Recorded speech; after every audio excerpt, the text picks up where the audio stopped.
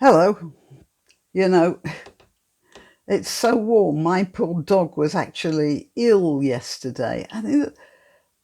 The fellow was brought up in Spain. I don't understand why he was so affected by the heat. I took him out for a walk, and, on the way back, he was just practically passing out. I almost had to lift him back in the car and bring him back to the house. I offered him water.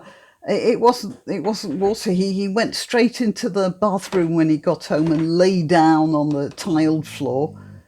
Yeah, he's still groaning there next to my desk, not showing much signs of movement. I actually I put him in the bath and I showered him off with cold water. And for the first time, he didn't try to escape. He must have really been desperate. And then he lay down and I put ice packs around him. And he just lay there with the ice packs. I don't understand it. I don't know how he survived in Spain. Anyway, I don't see much sign of movement from him there now. And so I came across this. I haven't seen this page before. It's called The Conversation. And as soon as I saw this article, I knew I was in for a treat. It's time to take the curriculum back from dead white men. Well, there you are. You see, those three words tell me that this person is going to be stupid and so shallow that if a gnat landed on them, the gnat wouldn't even get its feet wet. So I'm not writing any notes for this. I'm just going to do what you might call a reaction video. So dead, let's start with that. What is wrong with being dead? From your point of view, it's not that much fun, but for everyone else, which is what I assume this author, who is this author? Suzanne, no, that's the photographer. Oh, Sarah Pett, teaching fellow, SOAS. SOAS, I might have known. Let's see. SOAS is a college of London University, and it was started in the very early 20th century, maybe the very end of the 19th century. I don't know much about the history of the place, but it was started as a place where people could go to learn about the countries they would be administering in the empire. So I think it was at first called the School of Oriental Studies, and then it was the School of Oriental and African Studies. And you went there to learn Chinese and Japanese and Indian languages of various sorts, and the history and the economics of these places. And it was an extremely worthy place, and I don't know about now, but certainly did have a very solid reputation as an educator of the world, about the world and for the world. People came from all over the world to go to SOAS. Then, I think probably around the 80s or the early 90s, it started to turn into some sort of a Hamas stamping ground. And it was almost school uniform to have the Palestinian flag round your flag, or really the scarf, the keffiyeh round your neck. And it got very radical indeed. I've been told, well, I've seen stuff where not only just anti-Israel, but really anti-Jewish. Some pretty nasty stuff coming out of there. And now, because that's always somehow a bad sign, when that happens, it's like a gateway to harder drugs. And now, of course, it's gone woke by the looks of things. When was this written? Oh, 2015. Now that's interesting. I assumed it had been written fairly recently. It was written 5 years ago. Right, well, now we know all about this. So, okay, dead. What's wrong with being dead? Well, I ride horses, and in my attempt to gain better knowledge of riding, to improve my skills, to improve my understanding, I have read several books, among them one by Xenophon, who was a Greek writer, lived about, well, the 400s, in the 5th century BC. So that's 2,500 years ago, and that's very dead. And yet Xenophon is very relevant. There are very few things about horses that he's written that weren't instructive and important for me to know in this century. So, saying somebody's dead and using that as a means of denigrating what they did is beyond stupid, actually. And she is a teaching fellow. When I think, this was 5 years ago, so that's at least 5 years of students going through her tutelage to their disadvantage. White, again, what does the colour of the skin have to do with the importance of what they're saying? And men, I assume that's a stab at gender. All right, well, there you are. Now, let's see what we've got here. So, we remember, dead white men, we remember authors because they have something important to say. There are hundreds of Victorian authors we've forgotten. I used to know a list of them. I've forgotten. There was a woman called Mrs. Braddon. She wrote shockers, ghosts and melodramas, really, more than anything else. Charles Hamilton was the famous author of a series of books about a school called Greyfriars School. I think Billy Bunter was his hero, a fat egomaniac sixth former who was always scheming and always coming a cropper. And then there was Samuel Butler, who was a friend of Henry James and much admired him and wrote Henry James-ish type of novels that never quite worked out. And even Benjamin Disraeli, the Prime Minister of Britain in the 19th century, he wrote novels which were caused a stir at the time, but yeah, who reads them now? The ones that actually said something still survive. The Bronte Sisters, Jane Austen, George Eliot. Oh gosh, they're all women, aren't they? Sorry about that. What's your name? Ms. Pett, that I'm intruding women into your nice little construct here. Dead they might be, and white they might also be, but they certainly were women. Now let's see, males. Well, there's Bram Stoker, of course, the Dracula novel, which somehow has gripped our imagination, and we keep remaking films about it today, don't we? And there's Henry James, of course, who wrote impenetrable stuff, but somehow it speaks to us. And of course, Conan Doyle, who wrote the Sherlock Holmes series of works. They weren't novels when he wrote them, they were magazine articles, but that's another matter. But there's something about Sherlock Holmes that grips us. I can't actually tell you what it is, but you watch those stories in film, you read them, you hear them in audiobooks again and again and again, and somehow they're still relevant. Because, you see, they said something about their times. As I kept telling my students, reading these novels and plays and things that were written by earlier people, it's the nearest thing to time travel that we are ever going to get as human beings.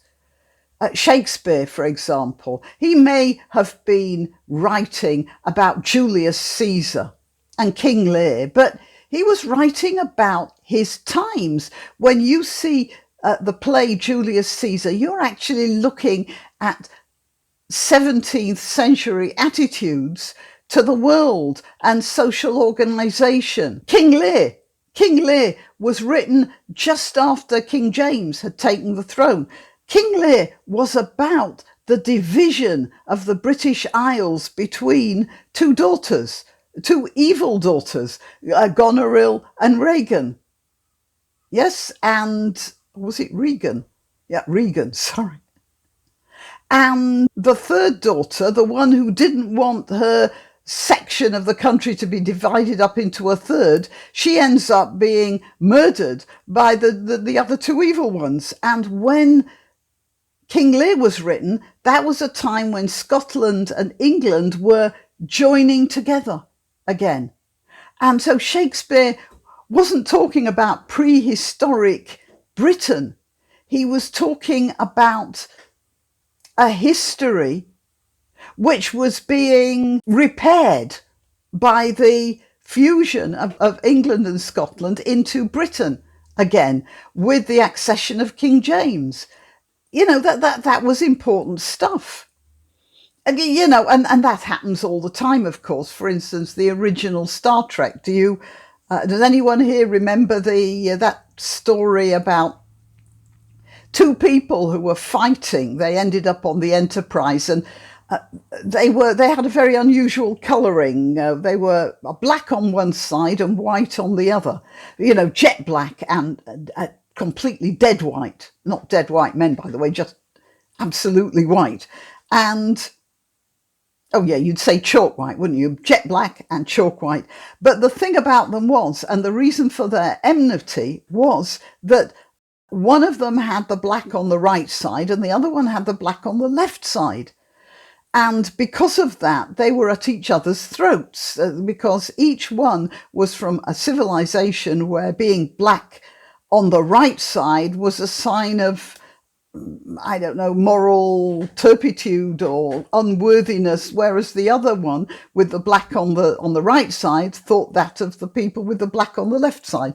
Yeah, that was a discussion not about the world in 250 years' time. It was about America in the 1960s. That doesn't make it irrelevant. I suppose the person who wrote that script was a white man and is probably dead now. Does that make his script less relevant? No, it doesn't. You read literature because they tell you about the conversations that were going on then. Dead white men rule the roost at South African and British universities. They preside over open spaces and lecture halls. They clog up reading lists and dominate the syllabus, particularly in subjects like philosophy and English literature. Yeah, let's talk about philosophy. In what way is Socrates and Plato irrelevant now, or even Pythagoras? You see, you may have arguments. I mean, Plato spoke about a fascist society. I disagree with that, but there were people who were trying to put his fascist society or something very similar into place in the last century. And they're trying to do it now. So we have to look at what he wrote. We have to discuss it. When people become irrelevant, we stop studying them. In the 18th century, for instance, people who had a good education had studied, I don't know what, far more Cato and Quintilian than we do now, because now other things have replaced Cato and Quintilian. So they're not clogging up the reading lists. They're there because they mean something.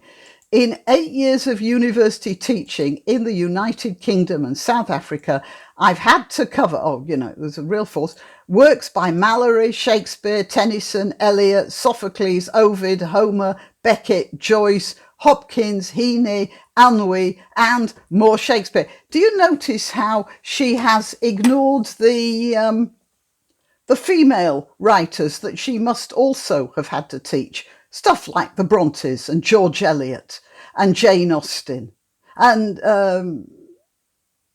here, I've been required to teach literary text by just 3 women, also dead and white, Sappho, Virginia Woolf and Jane Austen. I'm sure that she was doing more than Virginia Woolf and Jane Austen. This is nonsense. I am convinced she's lying here. George Eliot's one of the giants of 19th century literature. How could you possibly get through a 19th syllabus, including 19th century literature, which if she's speaking about Jane Austen, she must have done, without referencing George Eliot? This is complete rubbish. Let's just look at Homer, for instance. Now, that's very interesting. Homer wrote the Iliad and then the Odyssey. In the Iliad, he talks about the start of the Trojan Wars, doesn't he? He actually never gets to the end of the Trojan War, but, he talks about the whole setup there. Now, apart from the fact that it's good poetry and an interesting story about human relationships in time of war, we are now coming to see how much that story tells us about our history, because recent archaeological finds have more or less confirmed that Troy was either a Hittite kingdom or a client kingdom of the Hittites. What was it called? Wilusa, I think. No, it's too late to look it up now. And around 1200 BC or somewhere around there, it was at war, according to the Iliad, with the Archaeans, who were the Mycenians, the prototype Greeks.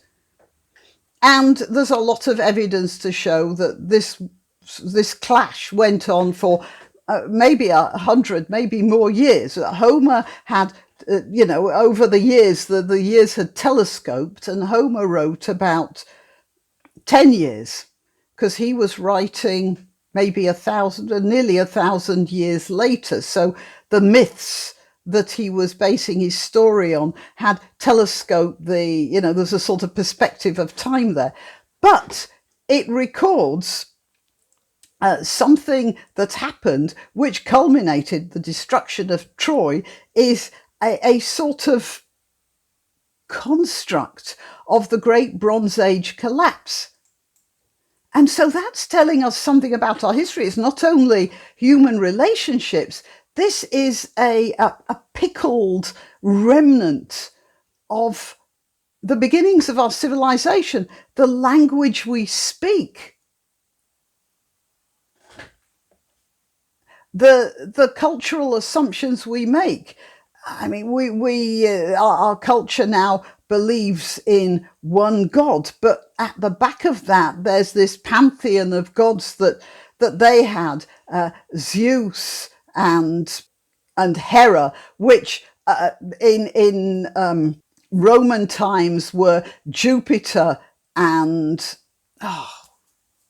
what's her name? Well, the queen of the gods. But then the Vikings had the same gods, Odin and Freya. So you can see they're the same people. They have the same ideas about the gods. And the Odyssey tells us about that. The Iliad tells us about that, and the Odyssey. Now, let's see. So she says here, outside of the courses I've designed... Oh, stop that. Outside of the courses I've designed my... Oh, yes, she's designed her own courses. Only one person of colour, Naguib Mahfouz. Who the is that? Him? Her? Never heard of it. Gender specific. Never heard of them. Has featured in my required teaching. Academics can suggest additional tests and offer optional modules, but not all students will delve deeper into their own time or explore authors not included on the required reading. Look. I was forced to read Ulysses and Anna Karenina. I found both books very difficult going. If my university curriculum had not required them, I would never have read them. And yet, Anna Karenina, I was so irritated by that book. I remember, it was a great big thick book. I remember once, there was some other Russian character turned up with another name. And I just got that book and I just threw it against the wall. I just threw it straight across the room and against the wall. Gave my husband a right shot because it made a huge smack on the wall. It was just irritating. But of course, I'm glad I read it now. Anna Karenina is an important work of fiction.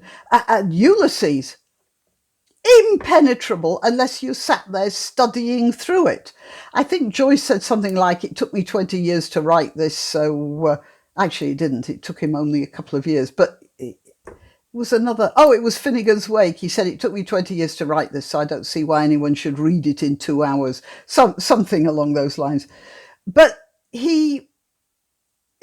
Ulysses, I remember Leopold Bloom, the hero. I remember his story of how his daughter was afraid of chickens because at that time in Dublin, people kept chickens in their back gardens and in their front yards. I remember the fact that he had a photography shop because that was a profession in those days. That's important to know. Anyway, and when you get modern writers, they're easier to read, so you can do that on your own. All right, let's see. In South Africa and the UK, students who want diverse, transformative education. Any education is transformative. Diverse. Oh, really? Look, it depends what you're teaching. If you're teaching world literature, then you have to include people like Naguib Mahfouz, whoever he, she, or it is. Am I being very illiterate there? You see, that's the point. I then get this feeling, I've got to know who Naguib Mahfouz is. So if I don't know, I've got to pretend I know because I've got to pretend I'm a well-educated person. No, I know about Sappho and Virginia Woolf. I'm a well-educated person. If it becomes relevant for me to read Naguib Mahfouz, I'll do that. But, I'm talking now, if you are learning world literature, then you will learn world literature. If you're learning English literature, then you've got to learn English literature. The clue is in the name, isn't it? If I want to learn Yoruba or Swahili, I can enroll in SOAS and do that. There's a problem with learning modern literature. Look, there's a book called The Remains of the Day by a writer called Ishiguro. It caused, was it Ishiguro? I think that's how it's pronounced. It caused a big fuss at the time. It was a very popular book. I don't hear of it now. It might have gone into a sort of rest and might come up again. But the fact is, only time will tell if that book was timeless in the way that Bronte's Jane Eyre is. But then there's another woman called Mrs. Radcliffe. She wrote a whole load of books. One of them was called The Italian, another called, I think, The Sicilian Story or The Sicilian Romance. Nobody hears of those anymore because they're not relevant to today, even though they caused a huge stir at the time. But if it suddenly becomes relevant, then we'll start rereading her. Okay, transformative are growing increasingly restive. No, they're growing increasingly ignorant. Their first target was not an author or theorist, but an entirely different sort of dead white man. I don't know what she's talking about here. But I do know she's sort of well ahead of her time, because this was written in 2015. And in that 5 years, I'd have said 5 years ago, if I'd have read that at that time, I'd have thought this was total madness. And now you're getting students pulling statues out of Trafalgar Square. Well, what's that thing? There's something, it's from the Bible, isn't it? Where somebody says he saw a cloud no bigger than a man's hand over the sea. And then, of course, it got bigger and bigger and turned into this huge storm that destroyed things. So here she's talking about dead white men here, and then we've got Antifa burning books. I saw a video of that. I'll find it and I'll put it up here so you can see that I'm not exaggerating. So it's sort of an interesting loop here, isn't it? Because here we have a burning representation of Shakespeare in celebration of this great writer, this great observer of human nature. Yeah, you see, this is an observer of human nature. A modern writer, so far as we know, is simply an observer of the here and the now. Until later, when we've had a chance to get some perspective on them. But here we have this flaming representation of Shakespeare, and here, next to me, with any luck, you'll see a representation of a group of barbarians burning books in celebration of their own ignorance, and an ignorance encouraged by this teaching fellow among others. Why not treat yourself or a favoured relative or friend to these magnificent examples of merch? The mugs and t-shirts come in the Graniopteryx design or Granbo with a firearm, or the more deadly knitting needles.